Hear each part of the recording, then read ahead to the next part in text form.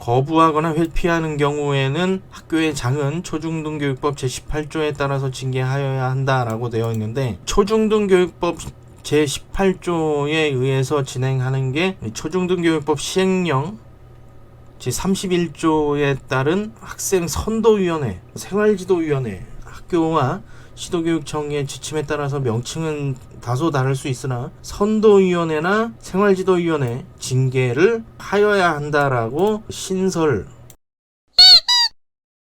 한다라고 하는 내용. 여러분 안녕하십니까, 훈이쌤입니다. 엊그제 교육활동 침해 예방 및 대응 강화 방안 보도자료를 소개를 해드렸었는데, 오늘은 시안을 확인을 해보도록 할 거니까요, 영상 끝까지 시청 부탁드립니다. 구독, 좋아요, 알림 설정도 지금 부탁드릴게요. 그럼 시작합니다.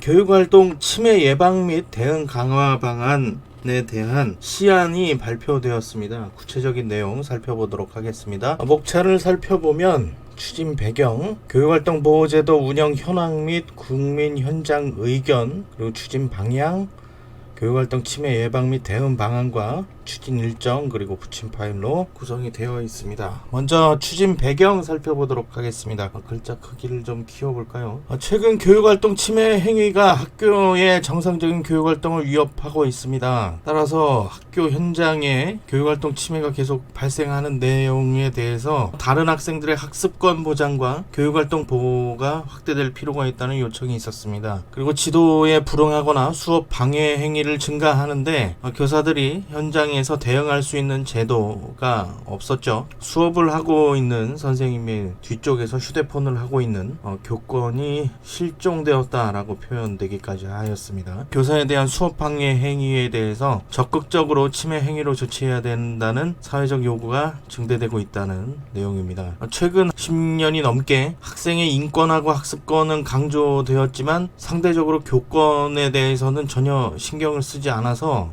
교권이 상대적으로 실추된 경향이 있습니다. 수업 중에 잠을 깨웠다고 아동학대 신고하는 이런 상황까지도 벌어지고 있는데, 수업 중에 지도할 수 있는 권한 자체가 있지 않기 때문에 교사들의 정당한 학생 지도가 위축되고 있다라는 내용으로 확인하실 수 있겠습니다. 따라서 학교의 교육력 회복을 위해서 교육활동 침해 강화 및 실효성 있는 보호 대책 마련이 시급하다는 결론에 이르렀고, 추진된 경과는 보시는 바와 같습니다.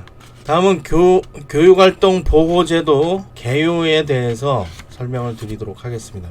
교원지휘법에 따라서 침해의 주체는 소속학교의 학생이나 보호자, 일반인 이렇게 규정이 되어 있고, 침해 대상은 기간제 교원을 포함한 교원입니다. 학교 교권보호위원회가 구성 운영이 되어 있고, 시도교육청에도 교권보호위원회가 설치가 되어 있습니다. 유치원에 대해서는 교권보호위원회 설치가 원장의 필요에 따라서 설치가 되게 돼 있다고 일전에 말씀드린 적이 있고요. 교육활동 침해 사안 처리 절차와 조치사항은 교원지휘법에 따라서 진행이 되는데, 최근에 교권보호위원회에서 직접 학생을 징계할 수 있게 바뀐 지 2년 정도 되어가고 있습니다. 이전에는 선도위원회에다가 이러이러한 내용의 징계를 부과를 할 수 있게 조치를 해달라라고 권고를 할 수 있었고요. 지금 바뀐 법에 따라서는 교권보호위원회에서 학생에게 직접 징계를 내릴 수 있습니다. 그리고 피해 교원에 대한 보호 조치, 심리 상담이나 법률 지원을 하고 있고요. 침해 학생 조치는 총 7가지로 조치를 진행을 하고 있습니다. 교육활동 침해 현황의 발생 건수는 코로나19가 유행한 20년과 21년을 제외하고 연 2,500여 건 이상 지속 발생하였다는 내용이고요.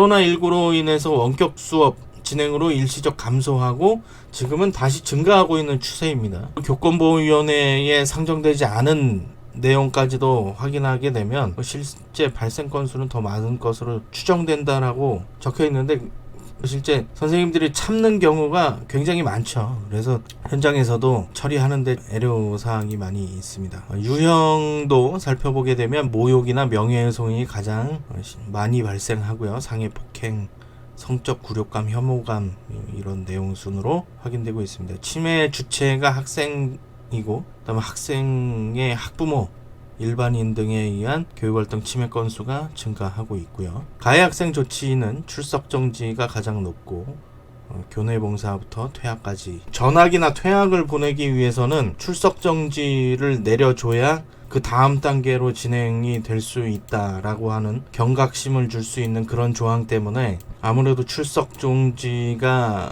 부과가 되게 되고요. 피해 교원 조치는 심리 상담이나 특별휴가 조언 이런 순으로 진행이 되는데, 피해 교원이 필요하다고 판단이 되면 학교장님께 요청을 해서 진행하는 내용이 되겠습니다. 국민 및 현장 의견을 확인을 해봤고요. 한국교육개발원에서 여론조사를 성인 남녀 4,000명을 대상으로 진행을 했습니다. 교권 침해가 심각하다라고 답한 인원이 44.5%. 발생 원인은 아까도 말씀드렸다시피 학생 인권의 지나친 강조가 가장 크다. 학교 교육이나 교원에 대한 학생 및 보호자의 불신, 그리고 학생 및 학부모의 인식 부족 순으로 나타났습니다. 한국교총의 인식 설문조사도 올해 8,431명의 교원을 대상으로 진행을 하였는데, 교권을 제대로 보호받지 못하고 있다라는 의견이 55.8%로 나타났고요. 생활지도 기피 관심 저하가 가장 크다고 의견을 제시해주고 있습니다. 매년 학교 현장에서 업무 분장할 때 생활지도 담당 교사를 구하지 못해서 문제를 겪는 학교들이 계속해서 증가하고 있기 때문에 이 교권 하락의 원인으로 파악을 하시면 되겠고, 학교 현장에서 생활지도 관련해서 노하우를 가지고 계신 분들이 많아야 학생들의 생활지도도 잘 되고 유지가 되는데, 현장에서 스트레스 받고 민원 받고 하는 일을 계속해서 하려고 하는 분들이 많이 없으시죠. 그러다 보니까 점점 더 악순환이 되풀이되는 그런 결과가 나오지 않나 라고 생각을 하고 있습니다. 이 내용은 보도자료에서도 확인된 추진 방향입니다. 학생 인권과 교권이 상호 존중되는 교육공동체 구현이 비전을 가지고 있고, 학교 교육활동 활성화 및 모든 학생의 학습권 보장 확대를 목표로 하고 있습니다. 5대 추진 전략도 살펴봤었죠. 5대 추진 전략 중에 첫 번째는 수업 방해 행위에 적극 대응하겠다라는 내용이고요. 두 번째는 피해 교원 중심의 보호 강화, 세 번째는 침해 학생 및 보호자 조치 강화, 네 번째 교육활동 보호 지원 체계 고도화, 다섯 번째는 자율적 교육활동 보호를 위한 사회적 협력을 확대하겠다라고 하는 5대 추진 전략을 가지고 있습니다. 이 내용들 살펴보시면 되겠습니다. 첫 번째, 수업 방해 행위에 대해서 적극 대응하겠다라고 하는 건데, 기존에는 생활지도에 대한 명시적 근거가 있지 않아서 근거를 마련하겠다라고 하는 내용이고요. 법제화하겠다라고 하는 내용입니다. 초중등교육법 제20조의 교원의 학생 생활지도를 신설했습니다. 교원은 학생의 인권을 보호하고 학교 교육활동을 위하여 필요한 경우에는 법령으로 정하는 바에 따라 학생을 지도할 수 있다라고 신설을 하겠다라고 하는 내용입니다. 미국, 영국, 일본, 독일에서도 교사의 수업권, 교실 내 질서 유지 관련 사항을 명시적으로 규정하고 있다 라고 하는 내용입니다. 다음입니다. 심각한 수업 방해 행위를 교육활동 침해 유형으로 신설한다라고 하는 내용이고요. 교원의 정당한 생활지도에 불응하여 교육활동을 심각하게 방해하는 행위를 추가한다고 하는 내용이고요. 교육활동 침해 행위 및 조치 기준에 관한 고시를 개정해서 진행을 하겠다라고 하는 내용입니다. 다음, 피해 교원 중심의 보호 강화 내용 확인해 보도록 하겠습니다. 기존에는 학생 학습권에 대한 강조로 인해서 상대적으로 피해 교원 조치가 미흡했는데, 침해 학생과 즉시 분리를 하고 피해 비용과 법률 지원 등의 피해 교원 보호를 강화하겠다라고 하는 내용입니다. 가해 학생을 즉시 분리할 수 있는 법적 근거를 마련하고 출석 정지를 진행하겠다라고 하는 내용이고요. 교원 피해 비용을 보상할 수 있게끔 법률 지원을 확대하겠다라고 하는 내용이고요. 지금은 현재 교원의 교육활동 안정성을 담보하기 위해서 배상책임보험을 가입을 하고 있는데, 실제 보상 금액이나 지원 범위가 달라서 문제가 될 수 있는데, 보장 범위가 비교적 넓은 교원 배상 책임보험을 개발하고 적용해서 시도별 편차 없이 충분한 피해 비용을 보상하고 법률 지원하겠다라고 하는 내용입니다. 교원지휘법 제15조에 관련된 사업 수행 을 신설한다라고 하는 내용이고요. 중장기적으로는 학교 안전공제 고유 사업으로 피해 교원 보상 및 소송 지원을 하겠다라고 하는 내용입니다. 다음은 피해 교원 요청 시에 교권보호위원회를 적극적으로 개최할 수 있도록 근거를 마련한다라고 하는 내용이고요. 지금 현재에도 피해 교원이 요청을 하면 교권보호위원회가 열리기는 한데 법령상으로는 학교의 장이 요청하는 경우나 재적위원 4분의 1 이상이 요청하는 경우, 교보위원장이 필요하다고 인정하는 경우 이렇게 세 가지로 규정하고 있는데 피해 교원이 요청하는 경우를 추가한다고 하는 내용입니다. 다음은 치매 학생 및 보호자 등에 대한 조치 강화 내용입니다. 기존에는 치매 학생 및 보호자 등에 대한 실효적 조치가 부족했었는데 개선된 내용을 살펴보면 치매 학생에 대한 교육적 지도 및 조치사항 이행 강화, 또 치매 학생 조치사항의 학교 생활기록부 작성 등 치매 학생의 책임성 강화라고 되어 있는데 생활기록부 기록에 대해서는 엊그제도 말씀드린 바와 같이 좀 더 의견을 수렴하고 검토를 통해서 확정하겠다라고 하는 내용이고요. 출석정지 이상의 조치를 받은 학생들에 대해서는 특별교육이나 심리치료를 의무화한다. 학부모와 함께 참여할 수 있게 한다. 미참여 시에는 300만원 이하 과태료를 추진한다라고 하는 내용입니다. 현행 교원지휘법에 따라서 학교 교권보호위원회 조치를 이행하지 않을 때에 명확한 근거가 없었거든요. 거부하거나 회피하는 경우에는 학교의 장은 초중등교육법 제18조에 따라서 징계하여야 한다라고 되어 있는데 초중등교육법 제18조에 의해서 진행하는 게 초중등교육법 시행령 제31조에 따른 학생 선도위원회, 생활지도위원회, 학교와 시도교육청의 지침에 따라서 명칭은 다소 다를 수 있으나 선도위원회나 생활지도위원회 징계를 하여야 한다라고 신설한다라고 하는 내용입니다. 여기에 나와 있는 이 퇴학 조치의 경우에는 고등학교만 해당이 됩니다. 학교 생활 기록부 작성에 대해서는 지속적으로 검토를 하겠다라고 하는 내용이고요. 다음 네 번째입니다. 교육활동 보호를 위한 지원체계 고도화 라고 하는 내용이고요. 피해교원 치유 중심의 지원체계로 교육활동 치매 예방에 한계가 있었는데 교육활동 치매의 사전 예방과 대응 역량 강화를 위한 기반을 조성하겠다고 하는 내용이고요. 교육활동 보호 및 지원 연구를 위한 전담기구를 설치한다라고 하는 내용이에요. 연구 수행 및 시도 교육활동 보호센터를 지원한다. 시도에 있는 교원 치유센터를 가칭 교육활동 보호센터로 확대 개편한다 라고 하는 내용이고요. 교원지휘법 제17조를 개정해서 교육활동 보호센터를 지정하겠다라고 하는 내용으로 확인하시면 되겠습니다. 다음 교육지원청의 교권보호위원회 추가 설치한다는 내용이고요. 단위학교의 교육적 기능을 강화하고 시도교육청과 연계하기 위해서 교육지원청의 교권보호위원회를 추가 설치한다고 하는 내용입니다. 교권보호위원회 역할 구분 내용을 보시면 학교, 교육지원청, 시도교육청에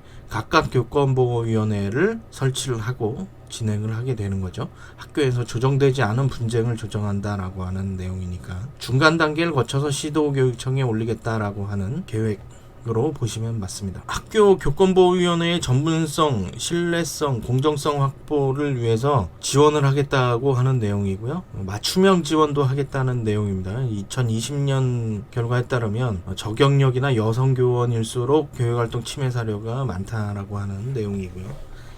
다섯 번째 살펴보겠습니다. 자율적 교육활동 보호를 위한 사회적 협력 확대에 관한 내용입니다. 기존에는 교육활동 보호가 법제화되었으나 구성원 간 인식이 부족했다고 하는 내용이고요. 개선된 내용은 교육 주체 간 상호 존중 문화 조성 및 대국민 인식 제고 개선을 하겠다는 내용이고요. 교육활동 보호에 관해서 정부하고 민간 협의체를 구성해서 교육 공동체 협약을 체결하겠다 라고 하는 내용입니다. 대국민 인식 제고를 위해서 공익광고 캠페인, 갈등 중재, 학생의 조치사항에 관한 안내 관련된 영상들, 캠페인송, 뮤직비디오 이런 것들을 제작해서 배포하겠다 라고 하는 내용이고요. 통화 연결음을 학교로 전화했을 때 설정할 수 있도록 추진을 하겠다라고 하는 내용입니다. 추진 일정들을 살펴보시면 될 것 같고요. 치매 현황도 보도자료 볼 때 확인을 했었습니다. 치매 사례, 이 내용도 뭐 보도자료에서도 확인을 했었는데, 교사에게 톱을 던지면서 협박을 한 적도 있었고, 교단 위에 누워서 수업을 방해한다든가, 휴대전화로 교사를 불법 촬영을 하고 학부모에 의해서 모욕이나 명예훼손 등도 있었다는 내용입니다. 그리고 개정 법률안에 대해서는 주요 내용들이 제시가 되어 있는데, 이 내용들은 조금 전에 다 확인된 내용들입니다. 강화 방안의 적용 전후 비교 한 내용들 다시 한번 제시하고 있는 내용이고요. 교원의 생활지도 권한을 강화한다라고 하는 내용이 학생의 인권을 강조를 하다 보니까 상대적으로 교원의 지위와 교권 자체가 실추되었다는 이야기를 사회 각 층에서 많이 듣게 됩니다. 학교에서 생활지도를 하는 것도 어느 정도의 기반이 있어야 법적 근거를 가지고 당당하게 학생들에게 교육활동을 진행을 할 수가 있는데, 그런 권한들이 있지 않다 보니까 학부모들의 민원은 계속되고 심리적인 치유가 되지 못해서 휴직을 하고 계시는 선생님들도 많이 계시고, 계속된 민원으로 인해서 학교를 떠나는 선생님들도 많이 계시는데, 그런 분들에게도 힘이 될 수 있는 그런 제도가 되길 바랍니다. 일전에는 발생한 이후에 사후 처방에 대한 내용들에 초점을 맞춰서 진행을 했었는데, 사후도 중요하지만 현장에 있는 교사들이 원하는 것은 교육활동 침해가 되지 않도록 예방할 수 있는 그런 것들이 진행되기를 원하고 있고 절실히 필요하거든요. 학교 현장에서 교육활동이 침해되지 않을 수 있는 시스템을 좀 만들어서 현장에서 학생들에게 생활지도하는 교사들의 사기를 올려줄 수 있는 그런 제도가 되기를 바랍니다. 장시간 영상 시청해 주셔서 감사합니다. Bye.